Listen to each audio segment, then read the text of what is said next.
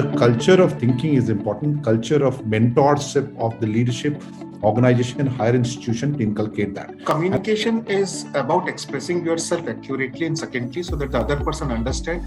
Yes, language is not an barrier, but what happens in corporate world? Correct. It is a underlying thing that English is the most acceptable language. I will take that aloo analogy from Dr. Rao when he has used that during our hostel days in every recipe that the aloo is there. So likewise, when we look into the corporate training calendar or L&D calendar, isn't it? There is one thing which is essentially be available there is that effective communication skills. When we think of communication, we all think of ourselves as the person doing the messaging.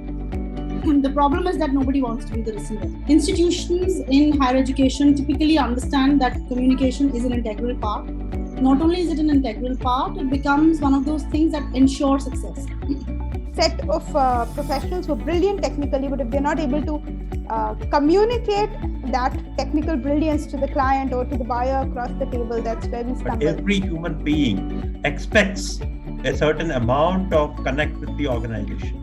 So when you talk about a communication culture being created, I think it's about how do you want to look at every person who is joining a corporation. Times used to be when sales and marketing professional would say that I'll become the chief executive officer because I have number backing me. Then the time came that people said that, somebody who drives the balance sheet, P&L cash flow, the one understands the rupee more, so they become the CEO.